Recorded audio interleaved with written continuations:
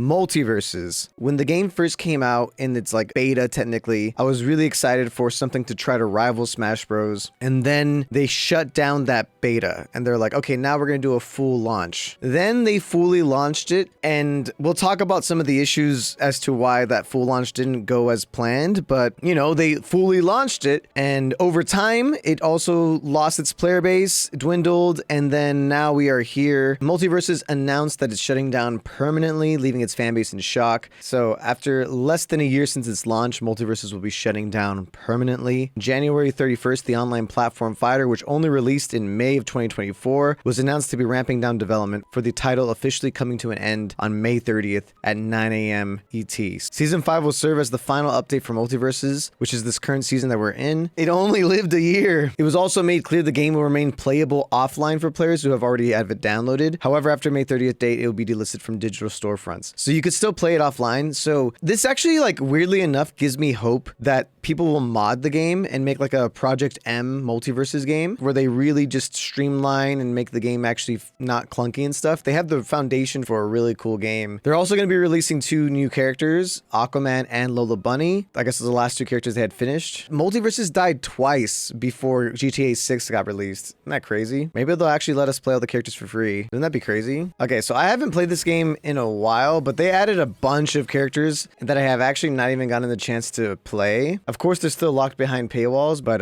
you have Agent Smith, which I actually never got to play yet. Aquaman just dropped. Beetlejuice. Lola Bunny for some reason. Marceline the Vampire Queen. Nubia, which I think is like a Wonder Woman character, I think. Raven. Oh, they got the voice actress for it too. That's awesome. Powerpuff Girls, Powerpuff Girls is hype. And that's it. This is going to be the first issue that I think the game had, because on paper, this game could have been truly like the Smash Bros. For Warner Brothers, but they didn't spend enough time and effort releasing the heavy hitters that Warner Brothers has access to. We're talking Harry Potter. There's not a single Harry Potter character in this entire roster. We have 4 Adventure Time characters, including Banana Fighter. Like, they used energy and resources to make Banana Fighter. No regular show rep. They thought they had enough time to like sprinkle in a couple like B-list characters in between the big heavy hitters. Why even have B-list characters at all? Beetlejuice was clearly only brought in because Warner Brothers executives were trying to sell the movie. They cared more about selling the movie than they did actually releasing characters that people wanted. Who the past the age of 65 cares about Beetlejuice? It's also the same reason why we got stupid Black Adam. Like, Black Adam was only added to the game to promote the crappy Black Adam movie, when there are significantly more important DC characters that never even made it to this game. We never got the Flash. We finally got Aquaman. We could have gotten characters like Robin. We could have got Martian Manhunter. That would have been really tight. Blue Beetle would have actually been really cool. But no, we got Black Adam. Who the cares, dude? The deep cut characters shouldn't be Banana Fighter, Stripe, and Nubia.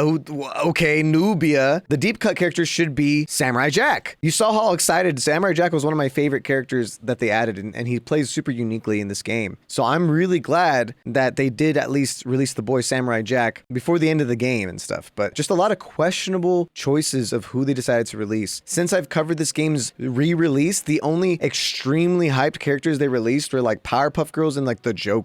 In between that, we got Jason Voorhees, which is like, Jason's cool, but like that's not gonna bring people into the game. And we got like Mr. Smith, or Agent Smith, I mean, and that's like, he's cool, but like there were so many characters they could have chose from sooner than these guys, you know?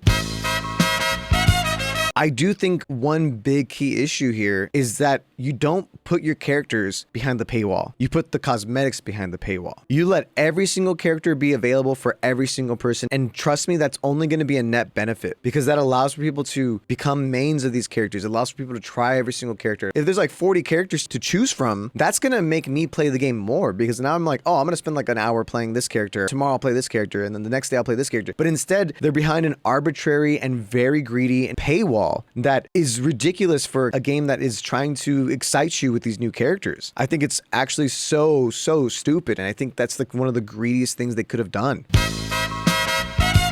$30 for like an entire bundle is like crazy. It comes with the ability to play the character. The cosmetics in general are just way too expensive, especially when there's not really a lot of ways to unlock the currency. It's very difficult to unlock anything for free in this game outside of like characters. And even then it took a while to get those characters. It just really was fundamentally like upsetting. And I think there should have been more ways to unlock things for free for free to play players. So the biggest issue that the game had when it dropped, people complained about it. You had Hungrybox, a bunch of Smash Pros, Void, a bunch of people just complaining about the fact that the game felt extremely slow, way too slow. Then this trailer drops here, right? And let me read the full tweet. So this is why people are like confused. You want a taste of some of the combat changes coming to Multiversus Season 5? You're in luck. Here's a sample, but head over to our pastures for the full meal. So let's just watch how fast the game feels. Let's get this started. Like, that is not the same Multiverses. Look at that movement. Look at those combos.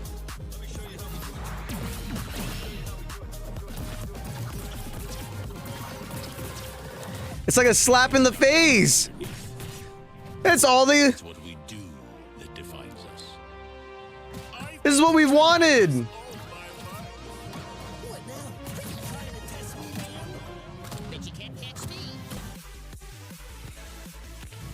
Like, this is like the best update they've ever had. And then they're like, and we're shutting down.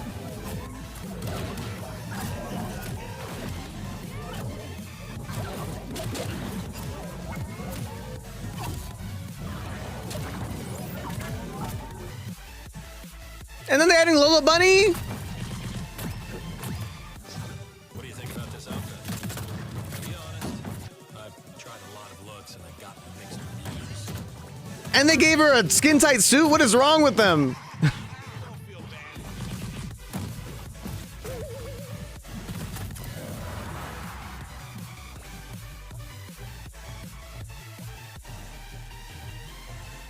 Also, can we talk about Lola Bunny before Daffy? Lola Bunny before Daffy Duck? That's all I'm gonna say. This obviously was met with really big complaints on Twitter. One of the Smash commentator. If the game relaunched like this, you'd be in a very different situation. What a shame. It looks so buttery smooth. So we just ditched the 2v2 aspect of the game, I guess? I mean, low-key, they should have. They should have ditched the 2v2 aspect. I think locking themselves in to a 2v2 aspect was the stupidest and one of the main reasons why the game sucked. 2v2 is not as fun as 1v1. 2v2 is cluttered and chaotic, and like 1v1s are just more fun and more hype. Why make it fast now when it's shutting down? Why not fast earlier? I agree, Mewtwo King. You guys cooked now? Bruh, kind of wish we had this from the beginning. I doubt there's gonna be any change in the shutdown, but this gives me hope. Let's feel like Mighty Keith, y'all are trolling. Yeah, the game is now faster. The game is probably exactly what a lot of people have been asking for, but I've heard it's because Warner Brothers finally went hands off now and it's canceled, so the devs can actually make the game they want. That's so annoying, Wisely. Like, oh, that's so frustrating. That's so frustrating to hear. Oh my God. Like, I mean, it makes sense.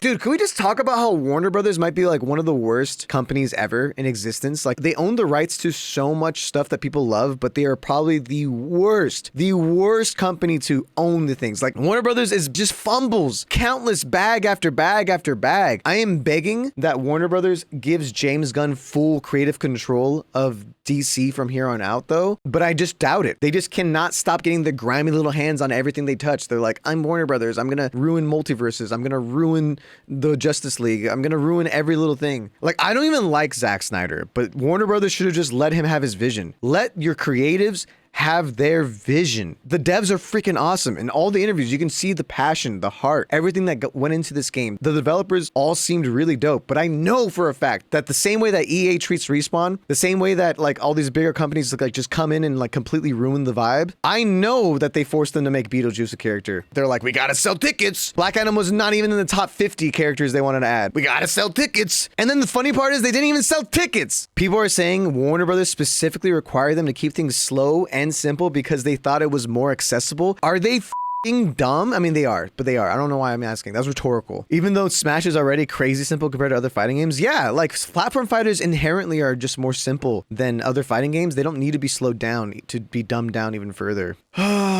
One of the cool parts is that I can play each character in the training round, so I'm gonna try the new characters that I didn't get a chance to play. Let's see if Aquaman's kind of cool. I wish he looked like Jason Momoa. That's like one of the only things I liked about the DCEU is the casting of Jason Momoa as Aquaman. I just think aesthetically he just looks so much more badass, but normal attack. Ooh, damn.